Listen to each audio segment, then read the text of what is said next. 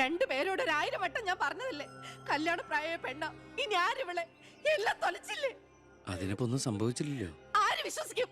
ഇത്രയും പേരുടെ മുന്നിൽ വെച്ച് മറുപടി പറഞ്ഞു പറഞ്ഞു ഞാൻ മടുത്തു. എങ്ങനെ ആശ്വസിപ്പിക്കണ്ടെന്ന് എനിക്കറിയില്ല. ഈ സമയത്ത് പറയുന്നത് ശരിയാണോന്നും അറിയില്ല. ഒരു സഹതാപത്തിന്റെ പുറത്ത് ചോദിക്കുന്നതല്ല. എനിക്കിഷ്ടമാണ് അവളെ. ഞാൻ നോക്കിക്കോളാം, പൊന്നുപോലെ. രാഷ്ട്രീയ കുടുംബമല്ലേ, അവസരത്തിനൊത്ത് പലതും പറയും. നാളെ അത് മാറ്റിയും പറയും. തിരിച്ചറിവില്ലാത്ത പ്രായത്തിൽ നീ കൊടുത്ത കത്ത് മേടിച്ചു എന്ന് പറഞ്ഞ് ആട്ടി പുറത്താക്കിയതല്ലേ ഞങ്ങളെ. ഇപ്പതാ സാക്ഷി പറയാൻ കൊണ്ടുപോയി അവളുടെ ജീവിതവും നശിപ്പിച്ചു.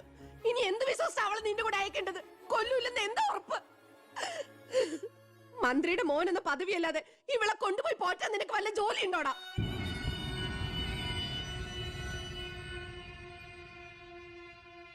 ഇനി മേലാൽ ഇമാതിരി വർത്താനം പറഞ്ഞ് ഈ വീടിന്റെ പരിസരത്തെങ്ങാനും വന്ന ദേവകിയുടെ ശരിക്കുള്ള സ്വഭാവം നീ അറിയും. അമ്മേ, നീ ഒന്നും മിണ്ടായിരടി. ഇറങ്ങി പോകുന്നുണ്ടോ?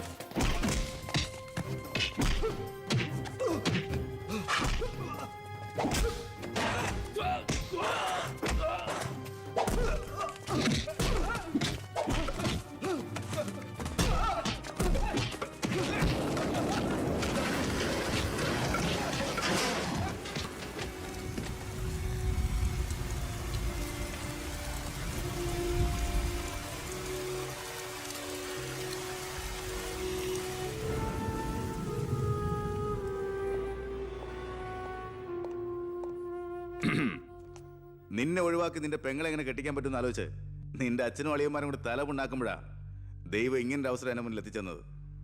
ആദ്യം നിന്നെ സപ്പോർട്ട് ചെയ്യുന്ന CI വിജയനെയും ഗ്രൂപ്പിനെയും ഒരു അന്വേഷണത്തിന്റെ ചുമതല കൊടുത്ത് ഞാൻ സേലത്തേക്ക് അയച്ചു. ഇനി ഇവിടെ വെച്ച് നിൽക്കിട്ട് തന്നാലും കൊന്നാലും ചോദിക്കാൻ ആരുമില്ല. പക്ഷെ എന്ത് ചെയ്യാൻ പറ്റും? നീ എന്റെ അളിയനാകാൻ പോലെ. ഒരേ ഒരു അളിയൻ. ഒരു പ്രതിയെ പിടിച്ചാൽ 24 മണിക്കൂറിനകം കോടതിയിൽ ഹാജരാക്കണമെന്ന നിയമം. പക്ഷെ നിന്റെ കാര്യത്തിൽ ഞാൻ പറയുന്ന റൂൾസ്. എന്തായാലും എന്റെ കല്യാണം കഴിയുന്നവരെ അളിയൻ ഈ മുക്കയും ക്യാമ്പത്തിന് കിടന്നു എന്റെ ഈ കല്യാണക്കുറിയും വായിച്ചോണ്ട്. എന്നാ പിന്നെ കല്യാണത്തിന് ശേഷം തറവാട്ടി നമുക്ക് കാണാം. വരട്ടടാ അളിയ.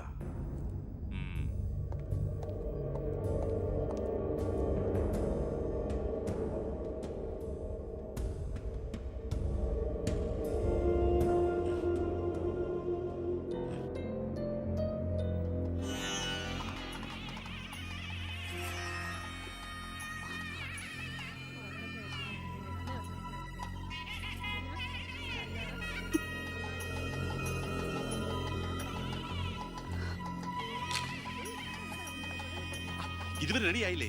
വരണം കൂട്ടർ ഇപ്പൊ ഇങ്ങെത്തും. ഉണ്ണിയെ കുറിച്ച് വല്ല വിവരവും കിട്ടിയോ?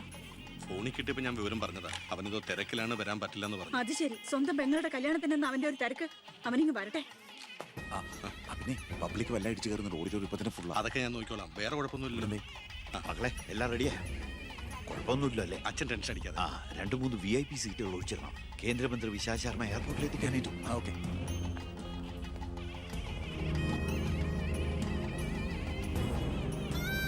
മോളെ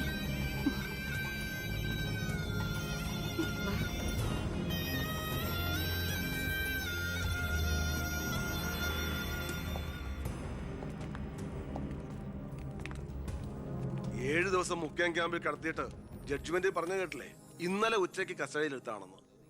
എന്തായാലും FIR ശിക്ഷ ഇളവ് കിട്ടാനുള്ള ചാർജേ ഉള്ളൂ. നിന്നെ ഒഴിവാക്കി നിന്റെ പെങ്ങളുടെ കല്യാണം നടത്താനുള്ള തന്ത്രമായിരുന്നു അതിന് പിന്നിൽ. അത് വെറും കല്യാണമായിരുന്നില്ല. കേന്ദ്രം ഭരിക്കുന്നവരടക്കം കേരളത്തിലെ സകല മന്ത്രിമാരുണ്ടായിരുന്നു. ആരുണ്ടായാലും എന്താ, ഒരേ ഒരു മകനെ ജയിലിൽ അടച്ചിട്ടല്ലേ.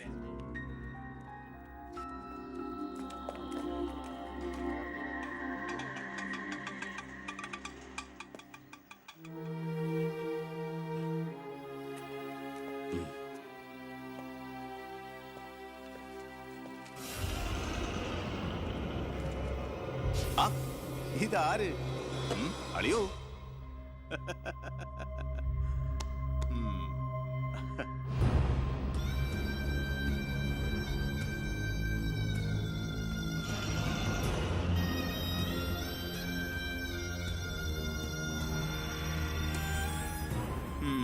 ഒരു ദൂരയാത്ര കഴിഞ്ഞ് വരുന്ന ലക്ഷണമുണ്ടല്ലോ. അളിയൻ ഇത്രയും ദിവസം എവിടെയായിരുന്നു? നീ ഇങ്ങനെ നോക്കി നിൽക്കുന്ന അളിയന് പോയി ഒരു ചൂട് ചായ എടുത്തുണ്ടോ? ചെല്ല്. എന്തിനാ ഇപ്പൊ അങ്ങോട്ട് വന്നത്? കാണണ്ട നിന്നെ എനിക്ക്. വീട്ടിലൊരു നല്ല കാര്യം നടക്കുമ്പോ നാട് നന്നാക്കാൻ നടക്കുന്നു. മന്ത്രിയായി നിന്റെ അച്ഛനൊക്കെ തിരക്കുണ്ടോടാ നിനക്ക്?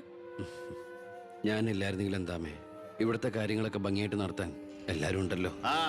എത്തിയോ വിമതൻ? വിമതൻ ചെറുപ്പകാലത്ത് ആവേശമായിരുന്നു എനിക്ക് എൻ്റെ അച്ഛൻ. മനസ്സുകൊണ്ട് രാഷ്ട്രീയ ഗുരുവെ കണ്ടിട്ടാ ഞാൻ രാഷ്ട്രീയത്തിലേക്ക് ഇറങ്ങിയത്. പക്ഷേ അടുത്തറിഞ്ഞപ്പോ തെറ്റുകളിൽ നിന്നും തെറ്റുകളിലേക്കാണല്ലോ അച്ഛൻ പോയിക്കൊണ്ടിരിക്കുന്നത്. എന്റെ കൂടെപ്പുറപ്പിനെ മനസ്സിലാക്കിയില്ലല്ലോ. വളരെ വിഷമമുണ്ട്, സഹതാപമുണ്ട്.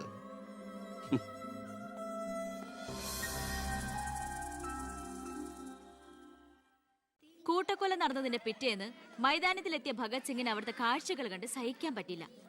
ചോര പുരണ്ട ഒരു പിടി മണ്ണ് കയ്യിലെടുത്ത് ആ ബാലൻ പ്രതിജ്ഞ ചെയ്തു, ഞാൻ എന്നെ തന്നെ രാജ്യത്തിനായി സമർപ്പിക്കുന്നു. എന്താ അവിടെ നോക്കട്ടെ, എവിടുന്നത് ചോദിച്ചാടില്ലേ? അന്ന് കണക്ക് സാറിനെ വെട്ടിക്കൊല്ലാൻ വന്നില്ലേ, അയാളുടെ കയ്യിൽ നിന്ന് തെറിച്ചു പോയതാ.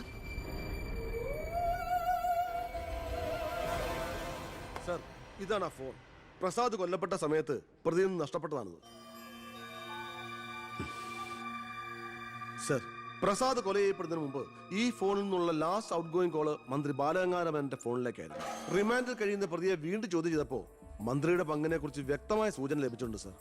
അത് മാത്രമല്ല സാർ, മണിമലയാർ ഡാം അഴിമതി കേസിൽ 2 വട്ടം നോട്ടീസ് അയച്ചിട്ടും മേനോ ഹാജരായിട്ടില്ല. തനിക്കിതൊന്നും ബാധമല്ല എന്ന മട്ട മേനോനുള്ളത്. ഇപ്പൊ വാറണ്ട് ഇഷ്യൂ ചെയ്തിട്ടുണ്ട്. എങ്ങനെയാണോ തന്റെ അച്ഛനെ ഇതിന്നൊന്ന് രക്ഷപ്പെടുത്തിയെടുക്കുക?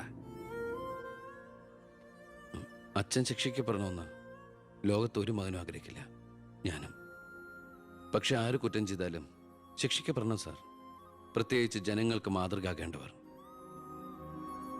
ശിക്ഷയിൽ നിന്ന് രക്ഷപ്പെടുമ്പോഴാണ് വീണ്ടും വീണ്ടും തെറ്റുകൾ ചെയ്യാനുള്ള ആത്മധൈര്യം കൂടുന്നത്.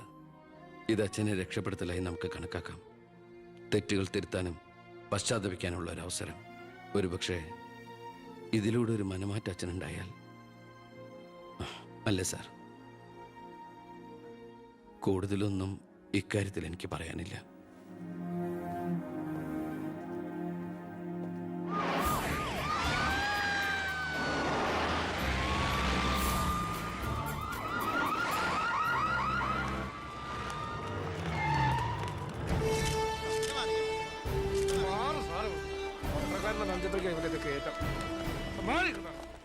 നിങ്ങളോട് വെയിറ്റ് ചെയ്യൂ സർ.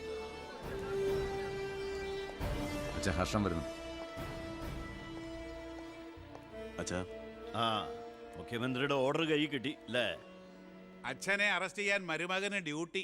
അവറാച്ചൻ കളിക്കട്ടോ, കളി അവിടെ വരെ പോകുന്ന കാണാം നമുക്ക്. അച്ഛനെ കോടതിയിലേക്ക് കൊണ്ടുപോയാൽ മതി. ജാമ്യത്തിനുള്ള ഏർപ്പാടൊക്കെ ഞാൻ ചെയ്തിട്ടുണ്ട്. വക്കീലുമായി ജോസ്പേട്ടൻ കോടതി വെയിറ്റ് ചെയ്യാ. നീ എങ്ങനെ എന്നെ കൊണ്ടുപോകുന്നത്? കാറിൽ ഫോളോ ചെയ്താൽ മതി. കാറിലോ? എന്റെ പട്ടി വരും. പോലീസ് ജീപ്പിന്റെ പിന്നിലിട്ട് തന്നെ എന്നെ കൊണ്ടുപോകണം.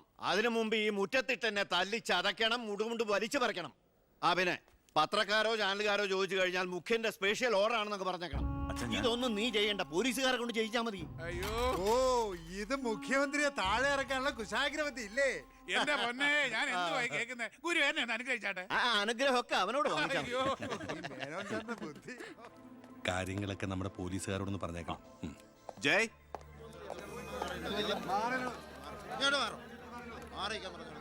പത്രക്കാരും ചാനലുകാരും ഒക്കെ റെഡിയാ. എന്നാ പിന്നെ തുടങ്ങിക്കോ. നടക്കണം സാർ. പിടിച്ച് തള്ളൂ.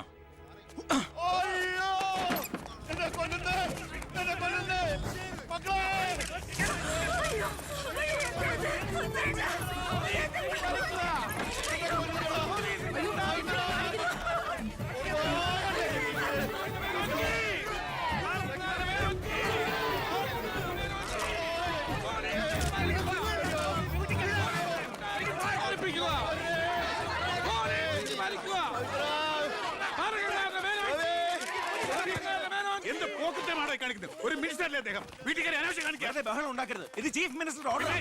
ഓർഡർ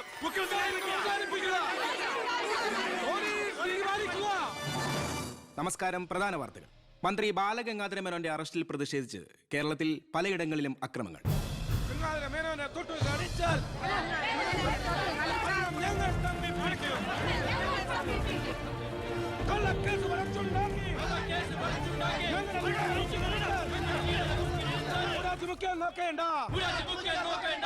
ഇപ്പോൾ കിട്ടിയത് അറസ്റ്റിലായിരുന്ന വിദ്യാഭ്യാസ മന്ത്രി ശ്രീ ബാലഗംഗാധര മേനോന് കോടതി ജാമ്യം അനുവദിച്ചു.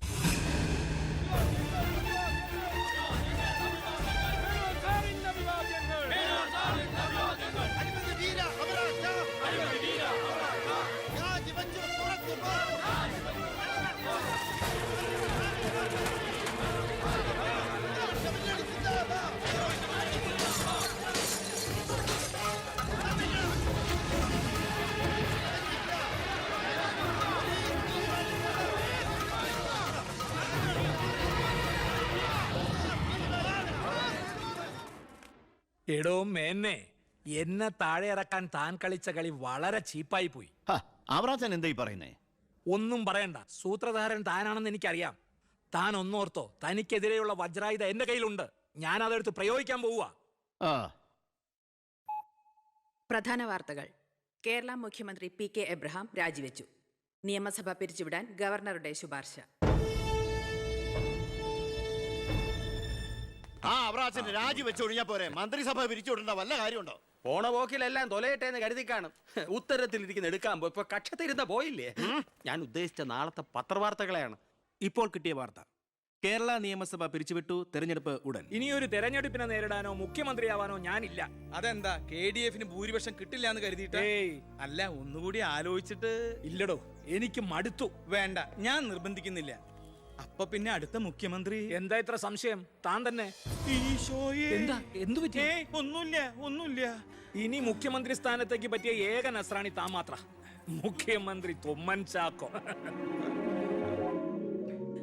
ഞാനിത് സ്വപ്നത്തിൽ പോലും ആഗ്രഹിച്ചിട്ടില്ല. ഒന്ന് ചുമ്മാ പോടോ. ഞാൻ മാറണമെന്ന് താൻ മനസ്സുകൊണ്ട് ആഗ്രഹിച്ചിട്ടില്ലടോ തനിക്ക് മുഖ്യമന്ത്രി ആവാൻ. ഞാനോ? എന്താ ഈ പറയണേ? Excuse me sir.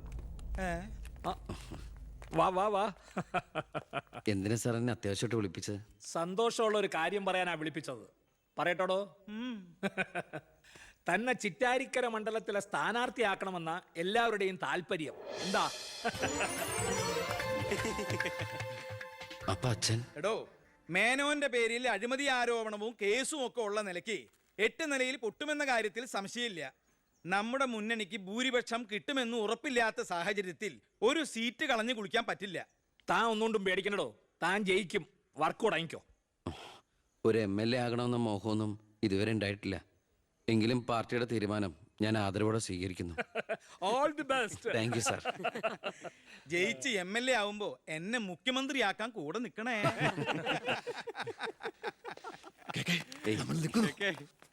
ഞാൻ ജീവിച്ചിരിക്കുമ്പോ ചിറ്റാരിക്കര മണ്ഡലത്തിൽ പുതിയൊരു സ്ഥാനാർത്ഥിയെ കുറിച്ച് ചിന്തിക്കേണ്ട കാര്യമില്ല. അത് നടക്കില്ല.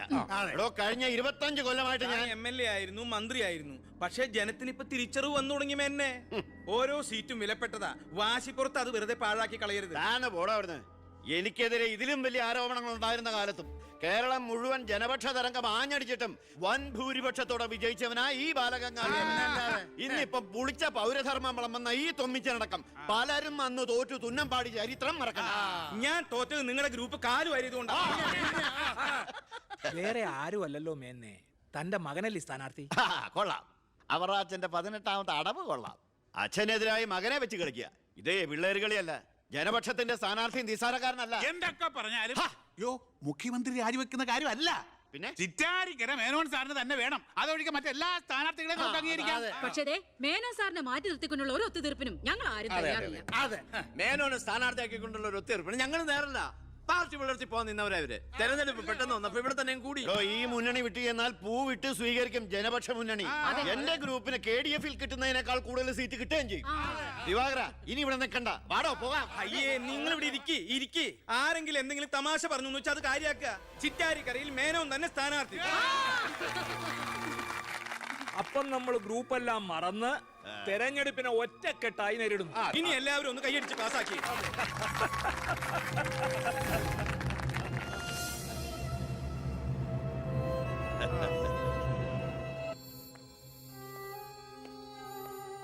വിഷമിക്കണ്ടടോ, താൻ ചെറുപ്പമല്ലേ, ഇനി അവസരമുണ്ട് ഒരുപാട്. എനിക്കൊരു വിഷമമില്ല സാർ. ഒരു MLA ആകാൻ വേണ്ടി വ്രതം നോറ്റെടുക്കുന്ന ഒരാളല്ല ഞാൻ. അധികാരത്തിന്റെ അപ്പകഷ്ണം കിട്ടാൻ ചെയ്തു കൂട്ടിയ നെറുകേടുകളൊക്കെ പരസ്പരം മറക്കും, എല്ലാം പൊറുക്കും, എല്ലാവരും ഒന്നാക്കും. അധികാരം കിട്ടിക്കഴിയുമ്പോൾ പിന്നെയും തമ്മിൽ തെല്ലും പിരിയും. പക്ഷേ കൂടെ നിൽക്കുന്ന എന്നെ പോലുള്ള അണികൾക്ക് അത് ചിലപ്പോൾ ഉൾക്കൊള്ളാൻ കഴിഞ്ഞെന്ന് വരില്ല, എളുപ്പം ദഹിച്ചെന്ന് വരില്ല. വരട്ടെ സാർ.